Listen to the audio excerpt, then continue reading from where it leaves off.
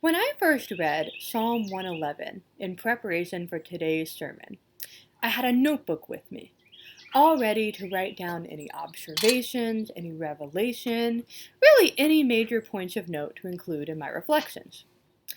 But do you want to know what my first bullet point was? It was, and I quote, "Oh my gosh, I hate this." See, this beautiful psalm opens up with a loud and hearty "Praise the Lord," which is great, truly. I admire the sentiment. But it is a chilly day in January, I am outside, and I just cannot match the energy. The psalm goes on, after the "Praise the Lord," describing God's great works, works of majesty and mercy, works of faithfulness to Israel, works of awesome and holy power for which praise endures unending. Which is wonderful, truly. It just seems a little upbeat, a little positive. You know, if it was set to music, I imagine it would be something with a beat you could dance to, kind of like a party rock anthem of ancient Israel. And I don't know about you all, but I am really not party rocking in the house tonight, or any other night.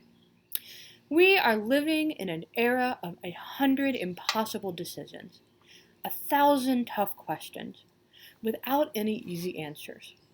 Questions like, is it safe to go and visit my grandparents? When will I get a COVID vaccine? How can I work for racial justice when I'm afraid to leave my house?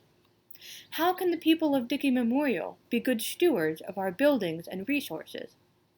And finally, how many more times can I close the screen of my laptop and leave a Zoom meeting with a vague sense of disappointment and a profound longing for the days when I sat in crowded conference rooms watching the clock? Friends, I do believe wholeheartedly in the glory and majesty and mercy and love of our Creator. But in times like these, I struggle to see the great works of God in the world around me. And I always try to be positive, but sometimes it is hard to lift my hands in praise. And actually, when I read Psalm 111, I am reminded of that old story about how the band played on while the Titanic was sinking. I feel a little like a hapless piccolo player producing chirpy music to an upbeat tempo while my chair slowly slides across the deck and the final lifeboats vanish into the horizon. I guess maybe the thought should be inspirational, but instead it just feels laughably absurd. And friends, how do we contend with that? How do we bring ourselves to continue praising God's good works in the world, honoring the majesty and mercy, the glory and gratitude in the midst of a giant bundle of flaming nonsense? How do we come together in praise during a time of such hardship and isolation? As is true in most deep theological inquiries, I think we might learn the answer from random teenagers on the internet. Specifically, from the people across the world who have recently gotten really into the process of recording videos of themselves singing 18th and 19th century sea shanties and whaling songs. It's been a weird pandemic for all of us. Sea shanties, if you didn't already know, are the kinds of work songs that used to be sung on big merchant ships. They had a steady beat which helped sailors move together in rhythm whenever it was needed. In an online article, Catherine Van Arendonk writes that they are unifying survivalist songs designed to transform a huge group of people into one collective body, all working together to keep the ship afloat.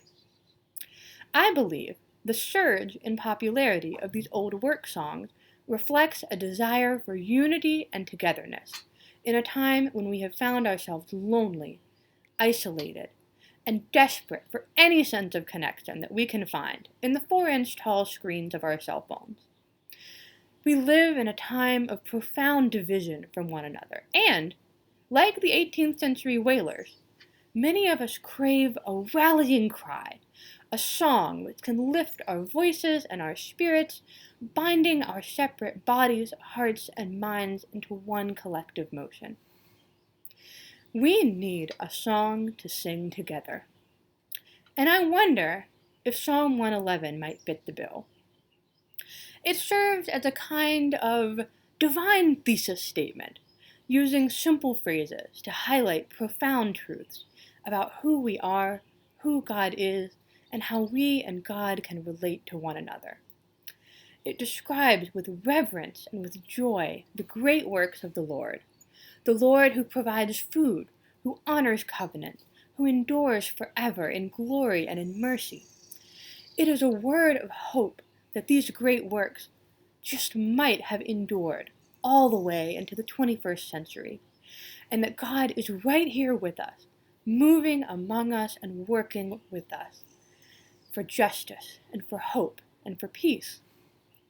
And if you'll permit me to briefly return to the metaphor about the Titanic, I wonder if we could imagine ourselves not as the piccolo player sliding across the deck, but as some of the lucky few who made it into a lifeboat. The lucky few who, despite making it into a lifeboat, are cold and are afraid and are so very alone. But while we struggle in the midst of disaster, perhaps we can look around to who is in the lifeboat with us. Our families, our friends, our churches, even our whole communities. But in our fear and in our loneliness, we need a song to sing together, to bind us together, to keep us awake and alive and hopeful until we finally are safe on shore. You know, maybe Psalm 111 is not quite the party rock anthem, I thought. And maybe it's not even quite a sea shanty either.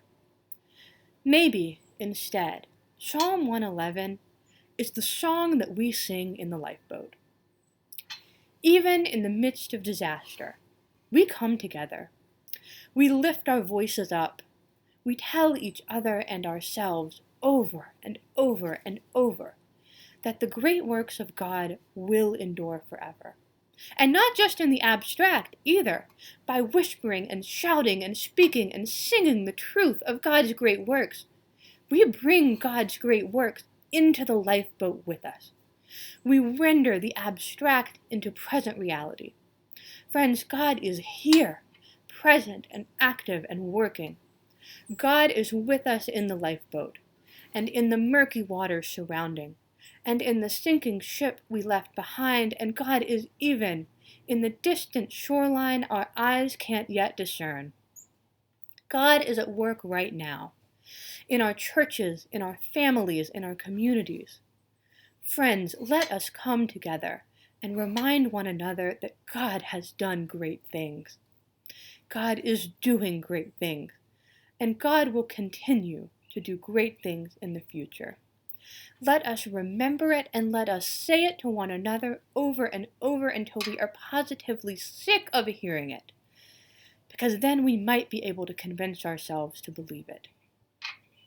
Let us agree to sing together, to care for one another, to patch up our lifeboat with duct tape and a prayer, and to keep making our way for shore. And you know what? You can call me naive or perhaps even grossly optimistic, but I really do think that we can do it. Truly. Friends, we are kind and we are smart, and despite the many differences that make us unique, we care deeply for one another. We care for one another. And as I approach the end of this frankly ridiculous sermon about party rock anthems and sea shanties, about piccolo players and lifeboats, I really just have one message. Friends, we can come together. We can love one another. And with a little grace and a lot of good humor. It's all going to be okay. Thank you.